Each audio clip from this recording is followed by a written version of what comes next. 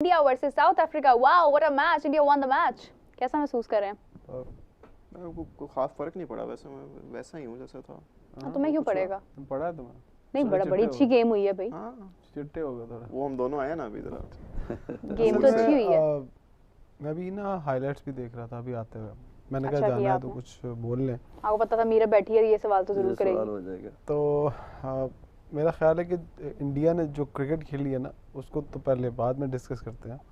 But मैं उस match को देख के मेरे ज़हन में जो एक सीन आ रहा था वो था कि साइड क्या खेलेगी। कल भी हमने बात की। तो मैंने उनकी शक्लें गौर से देखी सबकी ना, तो कुछ लोगों को मैं मिस कर रहा था। सो मुझे कंफर्म हो गया कि ये सेम साइड शायद 11 प्लेयर्स की यही खेले, कोई बड़ा चेंज ना हो in the world cup. Yes, अगर ये साइड खेलेगी तो फिर पाकिस्तान टीम को थोड़ी ज़्यादा तैयारी करनी पड़ेगी। मुझे लगता है कि पाकिस्तान श्रीलंका में 4 स्पिनर डालेगा।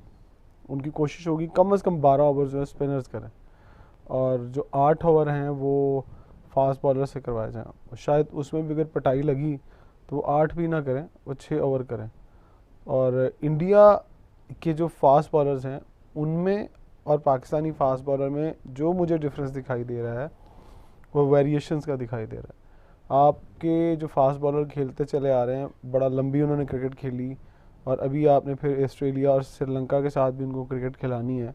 वो जो 6 मैचेस हैं वो एक मैं कहता हूँ कि आपको पता चल जाएगा वो किस स्ट्रेंथ के साथ जाना चाह रहे हैं। फास्ट बॉलिंग साइड मुझे नहीं लगता कि पाकिस्तान की इतना वर्क करेगी।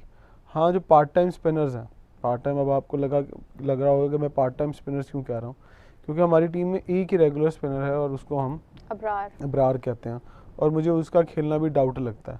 क्योंकि जिस तरह से आप इन एंड आउट कर रहे हैं चीज़ों को, आप प्लेयर्स को टीम के अंदर लेके आ रहे हैं, शायद आपकी तरफ मेरा इशारा है, तो फिर आपको एक मेन स्पिनर को बाहर रखना पड़ेगा या फिर आपके परफॉर्मर को बाहर बैठना पड़ेगा। परफॉर्मर आपका नवाज है, क्या आप उसको बाहर बैठाते हैं या साइम अयूब को बाहर बैठाते हैं? तो पॉसिबल ही नहीं है।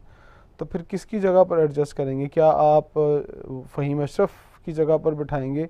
फ़हीम अशरफ भी हमने जो कल साइड गिनी थी शादाब को बना के, तो वो 12वें प्लेयर उसके अंदर बनते हैं।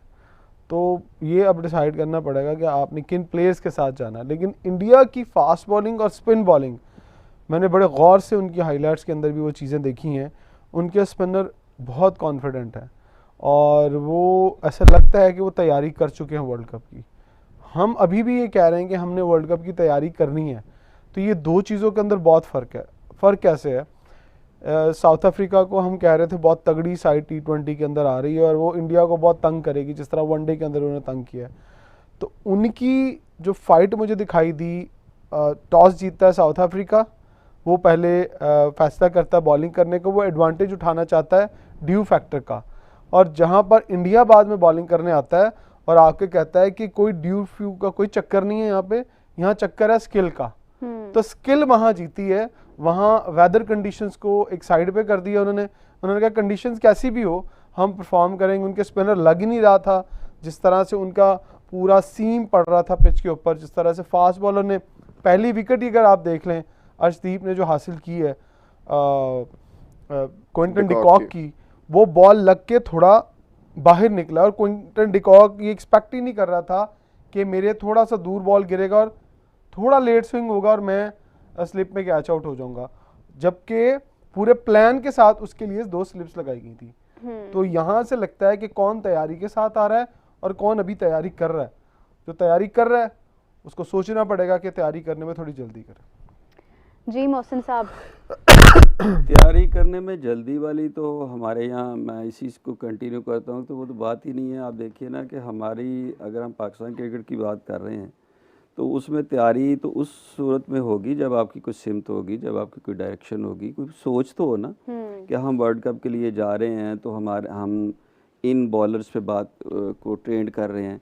और जब तैयारी का मतलब ये होता है कि हम अपने प्लेयर को एक मैचेस देते हैं, कंसिस्टेंसी देते हैं, फास्ट बॉलर हैं, स्पिनर है, आपने जेन में रखे होते हैं कि ये बॉलर है मेरे जो रेगुलर हैं, ये एक उसका बैकअप है, ये बॉलर मेरे स्पिनर हैं। यहाँ तो अभी तक आपका बैटिंग ऑर्डर ही कंफर्म नहीं है, ना ही बॉलिंग का कंफर्म है कि अगर इब्रार परफॉर्म करता है तो वो बाहर बैठ जाता है, सबसे बड़ा स्पिनर हमारे पास इब्रार है, और इब्रार भी आप शायद एक आध सीरीज़ के अलावा किसी जगह पे भी वो कंसिस्टेंटली पूरे मैच नहीं खेला। अच्छा, दूसरा ये है कि आप ये देखिए कि जो आपने सुफियान मुकीम को लेके आए वो वहाँ आपने डाल दिया, जो आप उसको भूल गए हैं। फैसल अकरम को अगर आपने डाला है, उसने परफॉर्म किया तो आप उसको भूल गए हैं। फिर आप अपना नवाज़ पे बेस कर रहे हैं, बिल्कुल उसने कोई शक नहीं है कि परफॉर्म बहुत किया है, लेकिन हमें देखना है कि किन मैचेस में किया और किन में नहीं किया। जिसमें किया है उसने वो किया है आप अफ़गानिस्तान के ख़िलाफ़, श्रीलंका के ख़िलाफ़ और इंडिया के ख़िलाफ़। उसने जब मैचेस की बारी आई है 3 मैचों में उसने 3 ओवर किए हैं। तो अगर आप ये समझते हैं, और वहाँ तो सारी की सारी आप एशिया कप तो नहीं खेलने जा रहे, आप वर्ल्ड कप खेलने जा रहे हैं, वहाँ तो आपने मतलब बाकी टीमें जो हैं वो तो सारी age equal to India, New Zealand खेल रहे हैं, इंडिया से खेल रहे हैं, ऑस्ट्रेलिया से खेल रहे हैं, वो तो सारी बड़ी टीमें हैं। तो आपकी कोई डायरेक्शन नहीं है। अच्छा, जो फास्ट बॉलर आप लेके जा रहे हैं, आपने अभी भी बेस कर रहे हैं आप हारिस रऊफ पे, तो आप ये देखिए कि एक मतलब बड़ी सिंपल सी बात है, जब आप टेस्ट क्रिकेट खेलते हैं और समहाउ वनडे खेलते हैं तो उसमें आउटसाइड ऑफ स्टंप आपकी एक लेंथ होती है। जब आप T20 खेलते हैं तो वो लेंथ नहीं होती। दुनिया में आपने अभी इमरान भाई ने बात की वेरिएशन की, विकेट टू विकेट बॉल होता है और वेरिएशन के साथ होता है। वहाँ तो हमारे ये जो हारिस रऊफ है वो तो करने की एबिलिटी नहीं रखता, ना ही नसीम शाह रखता। आप इन दो लोगों पे बेस करके अगर आप जाएंगे तो 110% आप रिज़ल्ट फास्ट बॉलिंग का नहीं ले सकेंगे। और एक होता है कंसिस्टेंटली अच्छा खेलना, किसी वक्त अगर आपका बैड डे है तो आप मार खा जाते हैं। ये तो कंसिस्टेंटली बुरा खेलते हैं और किसी मैच में अच्छा खेलते हैं। और वहाँ आप देखें ना, वो बॉलिंग जिस तरह दानियाल अजीज़ करता है या वसीम जूनियर करता है, वो विकेट टू विकेट बॉल करते हैं। वहाँ आपको चांस होता है विकेट स्कोर कंटेन करने का भी, विकेट लेने का भी। तो ये एक बहुत बड़ा फ़र्क है कि हमारी डायरेक्शन कोई नहीं है। आज भी अगर आप ये समझें, अगर कोई भी बंदा इंक्लूडिंग आर कोच, कोई भी हमें ये नहीं बता सकता कि वर्ल्ड कप के साइड क्या होगी। अभी अगली टीमों में भी तजर्बे कर रहे हैं। और ये देखिए कि जिन्होंने खेलना है वो चले गए हैं ऑस्ट्रेलिया, जिन्होंने नहीं खेलना वो चले गए हैं श्रीलंका। और जब जिन्होंने खेल के आना, वो श्रीलंका की सीरीज़ है आपकी कंडीशनलाइज होने के लिए, और वो चले गए ऑस्ट्रेलिया कंडीशनलाइज होने के लिए। और जिन्होंने श्रीलंका की एटमॉस्फेयर में खेल के आना, उन्होंने वापस आ जाना और उन्होंने उन्हें रिप्लेस कर देना। तो अब आप ये समझिए कि कैसी पॉलिसी और क्या डायरेक्शन है। इस पर आप अगर जीतने के भी ख्वाब देखें तो ख्वाब देखने में तो कोई पाबंदी नहीं है। देखिए, मैं इमरान साहब आपकी तरफ आती हूँ। पहले तो मेरे ख्याल से गज़ाल, हम लोग बहुत जल्दी कर रहे हैं ये डिस्कस करने में कि हमें आगे इंडिया जैसी टीम्स का मुकाबला करना है। हमें सबसे पहले तो ये देखना है कि जो टीम्स इंडिया के करीब भी नहीं है, हम तो उनके बारे में भी कॉन्फिडेंट नहीं है। नहीं, अभी हम डिस्कस कर रहे हैं ना Pakistan India comparison, south Africa और इंडिया का मैच को देख रहे हैं। तो गज़ाल की बात काटने से पहले मैं थोड़ा सा अगर आप कहें तो जी देखें, साउथ अफ्रीका वनडे के अंदर बड़ा टफ टाइम दिया उन्होंने। तो बॉलिंग एनालिसिस की बात कर लेता हूँ और पूरा प्लान बता देता हूँ आपको। इन साउथ अफ्रीका जब बॉलिंग करने आया तो इंडिया के अगेंस्ट उन्होंने T20 20 ओवर का गेम होता है, सबको पता है।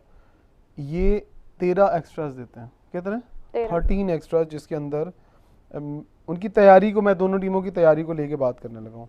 13 एक्स्ट्रा है, जिसके अंदर वाइट बॉल जो है वो 9 वाइट बॉल हैं और टोटल 13 एक्स्ट्रा है। अगर इंडिया की 13 ओवर की अगर बात करें तो जस्ट 1 एक्स्ट्रा, एक एक्स्ट्रा दिया उन्होंने। और कितने कंसिस्टेंट है और कितनी तैयारी के साथ वो गेम प्लान के साथ आ रहे हैं। उन्होंने डीयू से पहले मैच ही खत्म कर दिया। वो तो हो गया, ठीक है। उसके बाद अर्शदीप सिंह को देखें, 2 ओवर में 14 रन देते हैं, 2 विकेट लेते हैं। जसप्रीत बुमराह 3 ओवर में 17 रन देकर 2 विकेट हासिल करते हैं।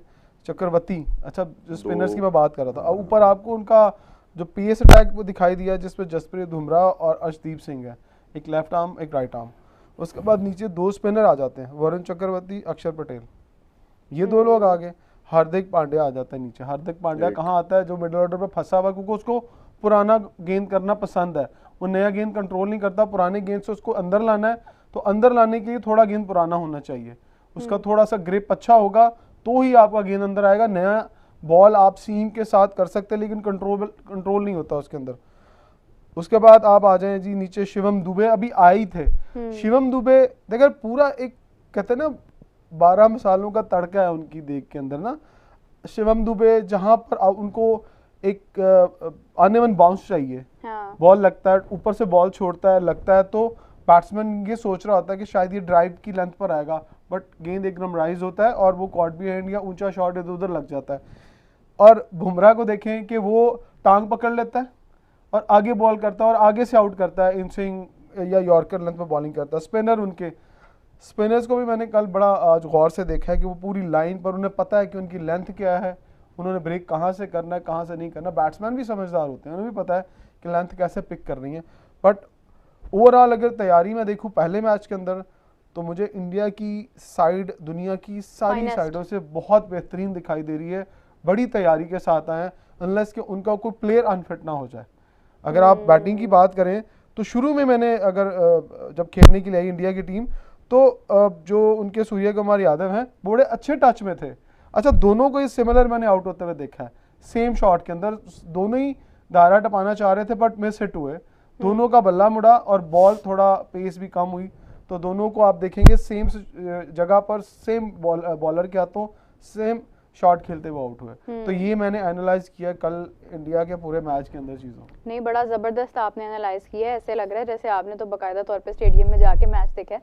लेकिन ये है कि चेहरे लटक गए हैं बहुत सारे लोगों के इंडिया की विन के बाद, क्योंकि एक नाइटमेयर बनता नज़र आ रहा है आपको, क्योंकि हमारे लिए बड़ा मैच जो है वो इंडिया का ही होता है। और इंडिया की ये वाली जीत देखने के बाद तो लग रहा है कि भाई मुकाबला बहुत सख्त होने वाला है। मुझे लगता है गज़ाल के नारों में ना वो थोड़ी सी एनर्जी कम हो सकती है आफ्टर वॉचिंग दिस विन। लेकिन ये है कि अभी दो वो मतलब वो तो चलें, खैर उसका ज़िद्दी नेचर है उसकी, मगर अगर ऑनेस्टी के साथ बात की जाए जिसको वो ये कहता है कि मुझे आप लोग क्या कहते हो, तुम क्या वर्ड बोलते हो, रैशनली अगर आप मुझे पूछ रहे हैं तो मतलब मे बी यस। अच्छा नहीं, फिर भी नहीं, तो नहीं, खैर फिर कोई चांस नहीं। खैर ये